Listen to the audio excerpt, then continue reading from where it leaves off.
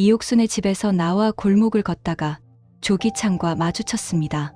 그 순간 이후로 윤순애는 집에 들어와서도 한동안 움직이지 못했습니다. 분명히 그 얼굴이었습니다. 세월이 지났지만 알아볼 수 있었습니다. 도망가던 뒷모습만 수십 년을 기억했는데 막상 앞면을 보니 더 선명하게 알아채졌습니다. 어이가 없을 정도로 주시라에게 이 이야기를 해야 한다고 생각했습니다. 그런데 어디서부터 꺼내야 할지를 몰랐습니다. 오늘 밤은 아직 아니었습니다. 이 놀란 가슴이 조금은 가라앉아야 말을 꺼낼 수 있을 것 같았습니다. 윤순애는 창밖을 바라보았습니다. 조기창이 이 동네에 있었습니다. 이옥순의 집과 관련이 있었습니다. 그 말은 이강세와 연결되어 있다는 뜻이었습니다. 윤순애는 이 얽힘이 어디서부터 시작된 것인지를 생각했습니다. 자신이 오래전에 버려진 것이 이렇게 돌아서 손녀 이야기로 이어질 것이라고는 살면서 단 한 번도 상상한 적이 없었습니다. 그 생각이 닿는 순간 윤순애는 이 이야기를 더 이상 혼자 안고 있어서는 안 된다는 것을 알았습니다. 내일 주시라에게 말하기로 했습니다. 구독과 좋아요는 큰 힘이 됩니다. 아침부터 병원 안에 긴장이 흘렀습니다. 진솔이 주치의 사인 없이 퇴원 처리가 되어 있었습니다. 병동 담당 간호사가 이 사실을 확인하는 순간부터 병원 안이 술렁이기 시작했습니다. 이풍주가 보고를 받았습니다. 아니, 누가 그렇게 했냐고 했습니다. 목소리가 낮고 단단했습니다. 그 자리에 강마리와 이강세도 있었습니다.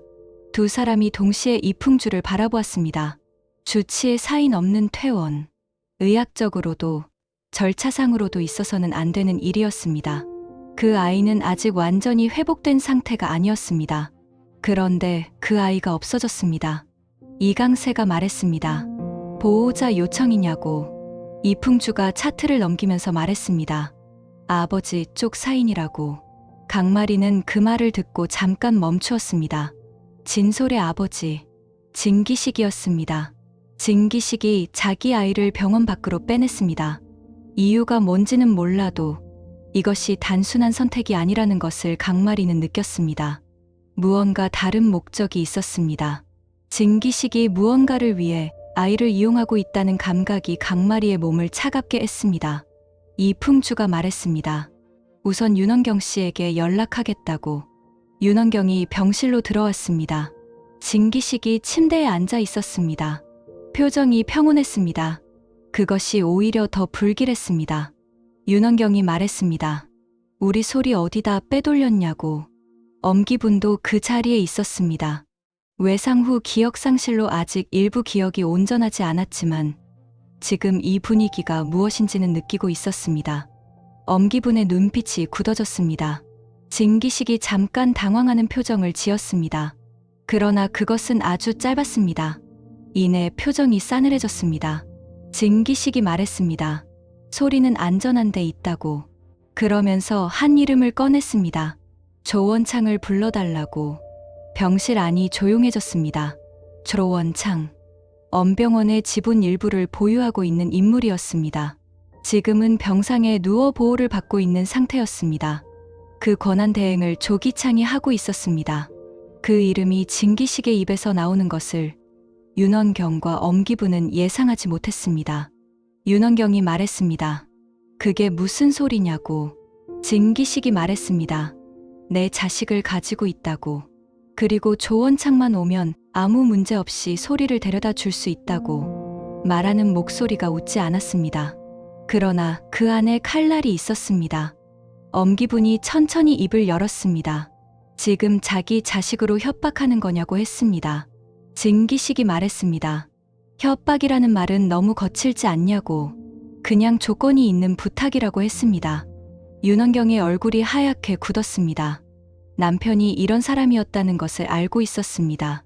알면서도 지금 이 순간 이 정도일 줄은 몰랐습니다. 자기 아이를 이용해서 병원을 손에 넣으려는 것. 그것이 지금 이 자리에서 버젓이 벌어지고 있었습니다. 윤원경은 아무 말도 하지 않았습니다. 그러나 그 눈빛이 말하고 있었습니다. 이 사람과 자신 사이에 이제 끊을 수 없는 금이 그어졌다는 것을.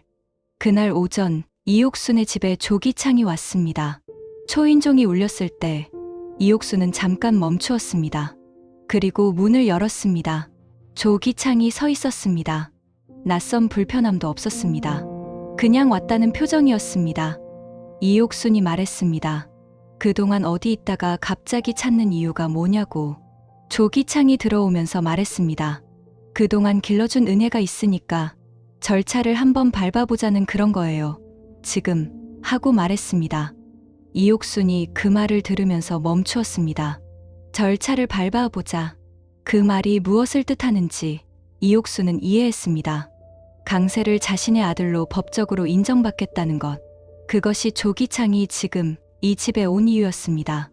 오래 도망가 있다가 자신이 필요할 때 돌아와서 내미는 첫 마디가 절차를 밟아보자 였습니다. 이옥순이 말했습니다. 절차를 밟는다는 게 정확히 무슨 뜻인지 말해보라고 했습니다. 조기창이 말했습니다. 강세가 자신의 아들이라는 것을 공식적으로 확인하는 거라고. 그리고 그게 되면 강세한테도 여러모로 좋은 것이 생기지 않겠냐고 했습니다. 이옥순이 물었습니다. 어떤 것이 좋아지냐고. 조기창이 웃었습니다. 그 웃음 안에 이 집을 향한 계산이 들어 있었습니다. 이옥순은 그 계산이 강세를 위한 것이 아니라는 것만큼은 느꼈습니다. 이옥순이 말했습니다. 오늘은 여기까지 하자고. 천천히 이야기하자고 했습니다. 조기창이 고개를 끄덕였습니다. 서두르지 않겠다고 했습니다. 그러면서 일어나 문 쪽으로 걸어갔습니다. 이옥수는 조기창이 나가는 뒷모습을 바라보면서 이 사람이 앞으로 얼마나 자주 이 문을 두드릴 것인지를 생각했습니다. 그리고 그 생각이 불편했습니다. 주시라가 거실에 앉아 있었습니다. 어머니 윤순애가 맞은편에 앉았습니다. 어젯밤부터 뭔가 말하려다가 멈추는 것 같았습니다. 주시라는 어머니가 뭔가 있다는 것을 알면서도 먼저 묻지 않았습니다. 윤순애가 입을 열었습니다. 지난번에 이옥순 씨 집 앞에서 한 사람을 봤다고 했습니다. 지나가다가 마주쳤는데 그 사람이 그놈이 맞는 것 같다고 했습니다. 이놈을 어쩌면 좋지 라고 했습니다. 혼잣말 같은 목소리였습니다. 주시라가 눈을 들었습니다. 어머니의 표정이 평소와 달랐습니다. 주시라가 물었습니다. 누구라고. 그리고 잠깐 사이를 두었다가 물었습니다. 설마 원수놈. 윤순애가 말했습니다. 그래. 주시라가 굳었습니다. 원수놈이라는 말을 어릴 때부터 들었습니다. 어머니가 아버지를 부르는 방식이었습니다. 직접 이름을 말하는 것보다 더 오래된, 더 단단하게 굳어진 호칭이었습니다. 그 사람이 왜 이 동네에, 이 집 근처에 있냐고 주시라는 물었습니다. 윤순애가 말을 이었습니다. 이옥순 씨 집과 관련이 있는 것 같다고. 이강세 이야기와 연결이 된다고 했습니다. 주시라의 눈빛이 달라졌습니다. 이강세, 그리고 그 원수놈. 이 두 이름이 같은 문장 안에 들어 있었습니다. 주시라가 물었습니다. 그 사람이 강세 씨 생부냐고. 윤순애가 고개를 끄덕였습니다. 주시라는 한동안 말이 없었습니다. 어머니가 오래 묻어둔 상처의 이름이 마리가 좋아하는 사람의 생부라는 것. 이 얽힘이 어디서 어떻게 온 것인지를 주시라는 이해하려 했습니다. 그러나 이해하려 할수록 더 복잡해졌습니다. 주시라가 말했습니다. 이옥순 씨한테 가봐야겠다고. 그 사람 이야기를 제대로 들어야 할 것 같다고 했습니다. 저녁에 이풍주가 집에 들어왔습니다. 이옥순이 오전에 있었던 일을 이풍주에게 전했습니다. 조기창이 왔다 갔다고. 절차를 밟아보자는 말을 했다고. 이풍주가 들으면서 얼굴이 굳어졌습니다. 절차를 밟는다는 말의 뒤에 무엇이 있는지를 이풍주는 빠르게 파악했습니다. 법적 친부 확인. 그것은 강세를 중심에 놓은 것처럼 보였지만 실제로는 다른 목적이 있을 것이었습니다. 조원창의 권한대행을 조기창이 하고 있고 엄병원과의 연결고리가 있다면 강세를 이용해서 무언가를 얻으려는 계획이 그 안에 있을 가능성이 높았습니다. 이풍주가 말했습니다. 조기창이 다시 오면 자신이 이야기하겠다고. 이옥순이 말했습니다. 서두르지 말라고. 조기창이 어떤 사람인지를 조금 더 파악해야 한다고 했습니다. 이풍주가 말했습니다. 파악할 시간을 주기엔 이 사람이 어떤 방식으로 움직이는지가 이미 보인다고, 느긋하게 기다리는 스타일이 아닌 것 같다고 했습니다. 이옥순이 말했습니다. 강세가 이 이야기를 어떻게 듣고 있는지가 먼저라고, 강세가 흔들리지 않도록 하는 것이 우선이라고 했습니다. 이풍주와 이옥순이 그 방에서 마주 보았습니다. 같은 목표를 보고 있었지만 방식이 달랐습니다. 이옥순은 타이르고 싶었고 이풍주는 맞고 싶었습니다. 그 차이가 이 집 안에서 조용히 긴장을 만들고 있었습니다. 이강세가 병원 복도에서 차트를 확인하고 있었습니다. 저 멀리서 걸어오는 사람이 보였습니다. 이강세는 그 얼굴을 알아보았습니다. 조기창이었습니다. 이 병원에 있으리라고 생각하지 않았습니다. 그런데 이 사람이 병원 복도에 나타났습니다. 당당하게, 마치 이 공간에 자신이 올 이유가 있는 사람처럼 걸어오고 있었습니다. 이강세의 몸이 긴장했습니다. 이풍주가 마침 그 복도에 함께 있었습니다. 이풍주도 조기창을 보았습니다. 두 사람이 동시에 굳었습니다. 조기창이 멈추었습니다. 이강세를 보았습니다. 그리고 이풍주를 보았습니다. 그 눈빛이 낯선 장소에 온 사람의 눈빛이 아니었습니다. 조기창이 말했습니다. 마침 잘 됐다고. 두 분 다 있으니 이야기하기 편하겠다고 했습니다. 이강세가 물었습니다. 여기는 왜 오셨냐고. 조기창이 웃었습니다. 아들이 일하는 곳을 한번 둘러보고 싶어서 라고 했습니다.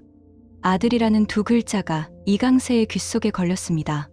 아직 확인된 것도 없는 상태에서 이 사람은 이미 그 호칭을 쓰고 있었습니다. 이풍주가 한 발 앞으로 나섰습니다. 여기는 병원이고 환자 보호자가 아닌 이상 이렇게 복도에 계시는 것은 맞지 않는다고 했습니다. 이야기가 있으면 따로 자리를 마련하겠다고 이성적이고 낮은 목소리로 말했습니다. 조기창이 이풍주를 바라보았습니다. 그리고 고개를 끄덕였습니다. 알겠다고 했습니다. 그러면서 이강세를 향해 한마디 더 했습니다. 언제 한번 밥이라도 같이 먹자고. 아버지한테 할 이야기가 있다고. 아버지. 그 말이 또 나왔습니다. 이강세는 아무 대답을 하지 않았습니다. 조기창이 돌아서서 걸어갔습니다. 이강세는 그 뒷모습을 바라보면서 이 사람이 어떤 사람인지를 아직 다 알지 못한다는 것을 새삼 느꼈습니다. 이풍주가 이강세 옆에서 낮게 말했습니다. 강세야, 이 사람 함부로 만나지 말라고. 아버지랑 먼저 이야기하고 움직이라고 했습니다. 이강세가 말했습니다. 알겠다고. 그러나 그 알겠다는 말이 마음 전체에서 나온 것은 아니었습니다.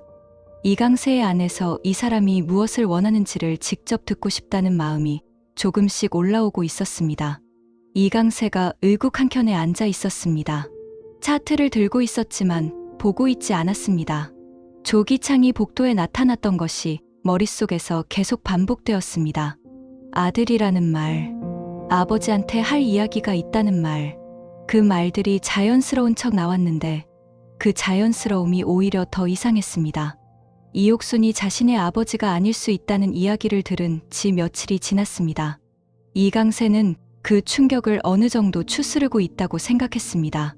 그런데 조기창이 직접 나타나서 아들이라는 말을 쓰는 순간 다시 흔들렸습니다.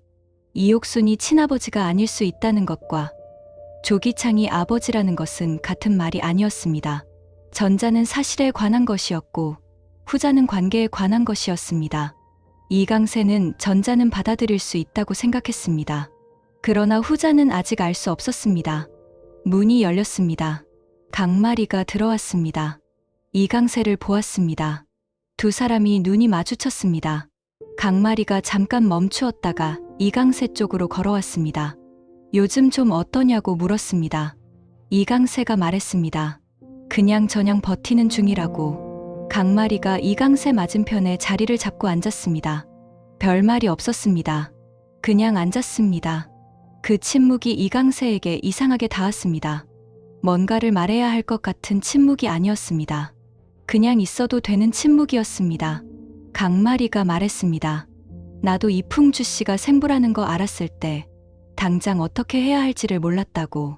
그냥 있으면서 버티는 수밖에 없었다고 했습니다. 이강세는 강마리를 바라보았습니다. 강마리가 말을 이었습니다. 선배도 그냥 버티면 된다고, 지금 당장 뭘 결정하지 않아도 된다고 했습니다. 그 말이 이강세에게 닿았습니다. 이풍주에게서도 이옥순에게서도 비슷한 말을 들었습니다. 서두르지 않아도 된다고. 그런데 강마리의 입에서 나오는 같은 말이 조금 달리 들렸습니다. 경험에서 나오는 말이었기 때문이었습니다. 자신과 같은 자리에 서본 적이 있는 사람의 말이었습니다. 이강세가 말했습니다. 고맙다고. 강마리가 고개를 끄덕였습니다. 그리고 일어서면서 말했습니다. 밥은 먹었냐고. 이강세가 먹었다고 했습니다. 강마리가 나갔습니다. 이강세는 강마리가 나간 문을 바라보았습니다. 아까보다 가슴이 조금 가벼워져 있었습니다. 표도기가 복도에서 안수선을 마주쳤습니다. 안수선이 전화를 하고 있었습니다. 웃는 얼굴이었습니다. 오래된 친구인지 다른 사람인지는 알 수 없었지만 통화가 즐거워 보였습니다. 표도기가 지나가다가 멈추었습니다. 안수선이 표도기를 발견하고 전화를 끊었습니다. 선생님 하고 말했습니다. 표도기가 말했습니다. 좋아 보이시던데요 하고 그냥 지나가는 말처럼 했지만 목소리에 무언가가 걸려 있었습니다. 안수선이 의아한 눈빛으로 표도기를 바라보았습니다. 표도기가 말했습니다. 혹시 사귀는 것은 따로, 사생활은 따로 하실 생각이신 건지 모르겠는데 라고 했습니다. 안수선이 눈을 동그랗게 떴습니다. 무슨 소리냐고 했습니다. 대학 동기 전화였다고 했습니다. 표도기가 헛기침을 했습니다. 안수선이 웃음을 참으면서 말했습니다. 선생님, 혹시 지금 질투하시는 거냐고 물었습니다. 표도기가 아니라고 했습니다. 너무 빨리 말했습니다. 안수선이 픽 웃었습니다. 그 웃음이 표도기를 더 어색하게 만들었습니다. 두 사람은 그 복도에서 한참 어색하게 서 있었습니다. 그런데 그 어색함이 나쁘지 않은 종류의 어색함이었습니다. 오히려 무언가가 더 가까워지고 있다는 신호 같은 어색함이었습니다. 윤원경이 병원 주차장에 서 있었습니다. 진기식을 아직 병실에 두고 나왔습니다. 엄기부는 진기식의 요구를 듣고 조원창을 부를 것인지를 생각하고 있었습니다. 윤원경은 진기식을 도울 수 없었습니다. 자기 아이를 이용해서 협박을 하는 사람을 아내로서 도울 수 없었습니다. 그것은 윤원경이 지금까지 버텨온 방식이 아니었습니다. 어머니 엄기분이 지쳐 있었습니다.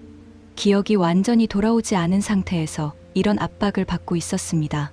그 모습을 보면서 윤원경은 자신이 지금 어디에 서야 하는지를 알았습니다.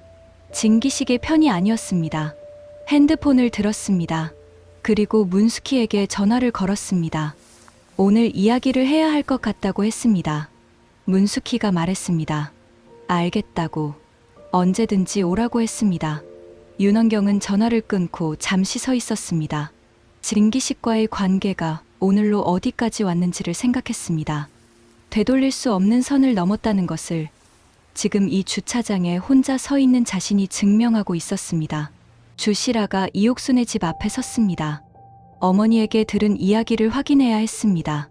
조기창이 어떤 사람인지를 이옥순에게서 직접 들어야 했습니다. 그리고 이강세가 지금 어떤 상태인지도 알고 싶었습니다. 초인종을 누르려는 순간이었습니다. 집 문이 열렸습니다. 조기창이 나왔습니다. 두 사람이 마주쳤습니다. 주시라는 그 얼굴을 처음 보는 얼굴이었습니다. 그런데 이상하게 낯설지 않았습니다. 어머니가 평생 원수놈이라고 불러왔던 사람, 그 사람이 어떻게 생겼을지를 주시라는 나이를 먹으면서 상상해 본 적이 있었습니다. 그런데 실제로 보니 상상과 달랐습니다. 더 평범했습니다. 더 뻔뻔하게 평범했습니다. 조기창이 주시라를 보았습니다. 잠깐 멈추었습니다. 주시라가 말했습니다. 실례지만 누구시냐고. 조기창이 말했습니다. 이 집 아는 사람이라고. 주시라가 조기창을 바라보았습니다. 그 눈빛에 무언가가 있었습니다. 확인하려는 눈빛이었습니다. 이 사람이 어머니가 말한 그 사람인지 아닌지를 판단하려는 눈빛이었습니다. 조기창이 먼저 걸어갔습니다. 주시라는 그 뒷모습을 바라보았습니다. 뒷모습이었습니다. 어머니가 기억하는 것도 뒷모습이었다는 것이 떠올랐습니다.